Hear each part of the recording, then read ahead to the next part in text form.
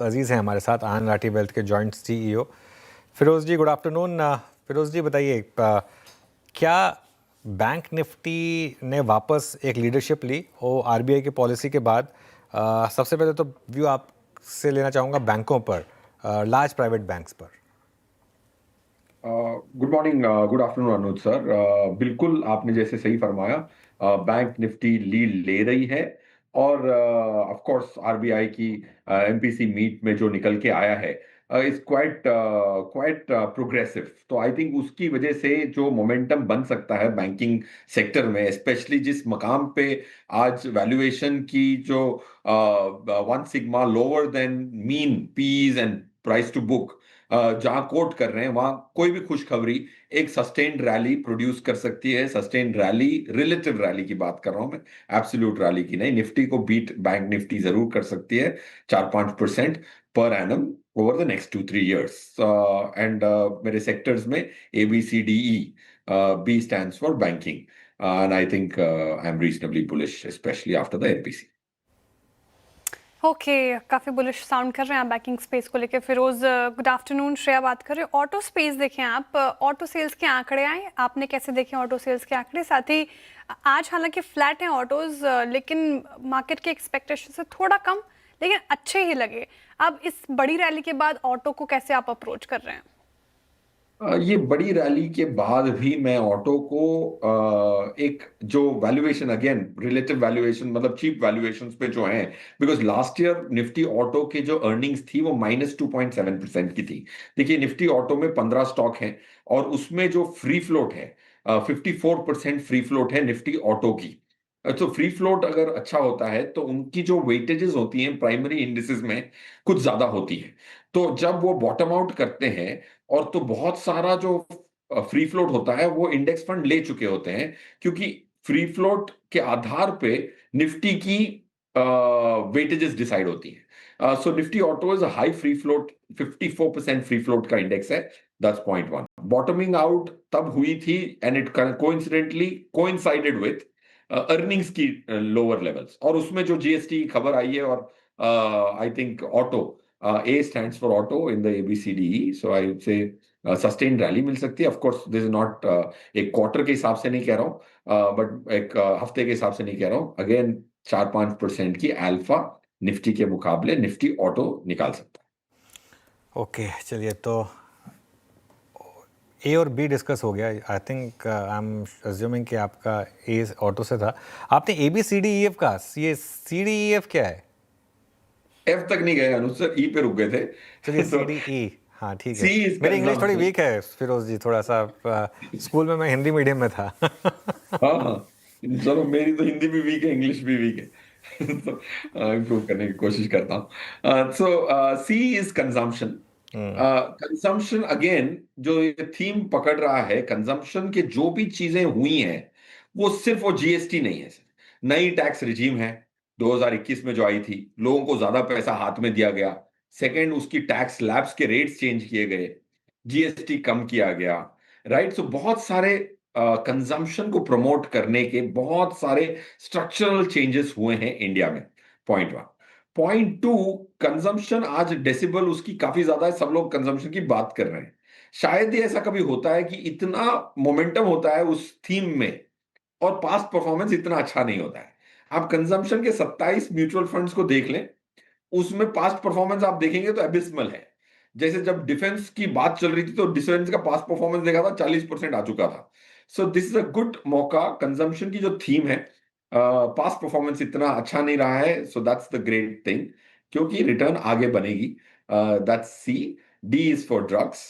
Of course Trump साहब डराते रहते हैं कि फार्मास्यूटिकल में हमें ही दवाइयों की जरूरत पड़ जाए अगर वो सेक्टर देख रहे हैं। तो E is for renewable energy.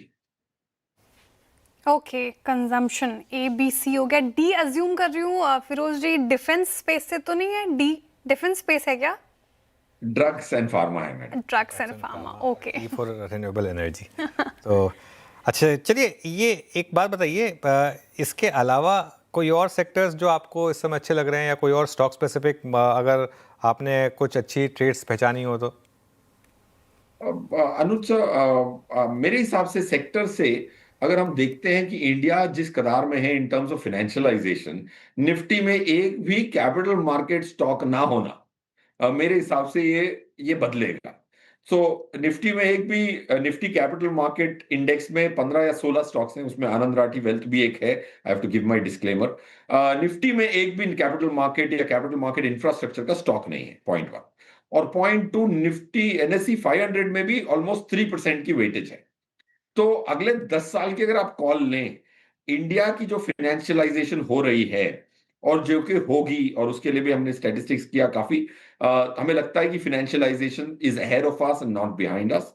So there will be a good representation of capital market stocks. उन 15 स्टॉकों में आपको जो भी एरिया के लगते हैं, एसेट मैनेजमेंट कंपनी हो गए, वेल्थ मैनेजमेंट कंपनी हो गए, इंफ्रास्ट्रक्चर के हो गए, एक्सचेंजेस के हो गए, उसमें से आपकी कौन सी बेट होगी जो निफ्टी में जाएगा, वैसा आपको वो स्टॉक लेके रखना मतलब बन सकता है for a large gain.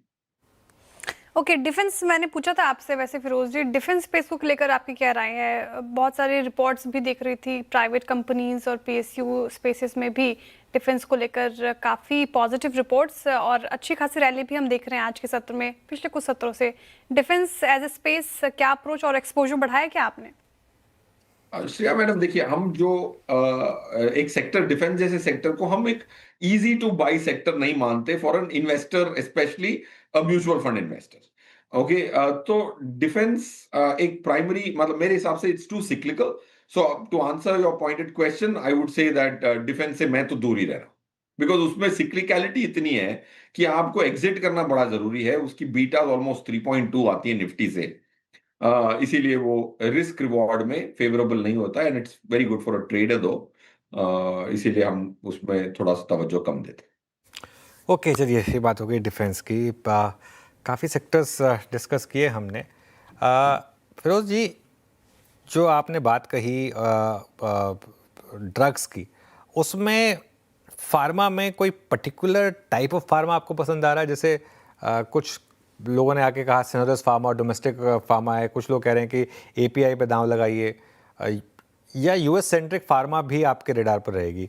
With in pharma क्या अच्छा लग रहा है आपको? मेरे हिसाब से US centric pharma, generic drugs, सब मुझे अच्छा लग रहा है, क्योंकि उसकी जो पेसिमिज्म है आफ्टर ट्रम्प साहब ने जो कहा, उससे काफी बड़ी हुई है। तो मेरे हिसाब से तो निफ्टी फार्मा के जो 20 स्टॉक हैं, अगर आप घुसें, तो I personally think Nifty pharma as an index itself, जैसे शैलेश राजवान है, फार्मा का एक फंड चलाते हैं, वो निफ्टी फार्मा को भी 4-4% से पर एनम बीट कर चुके हैं।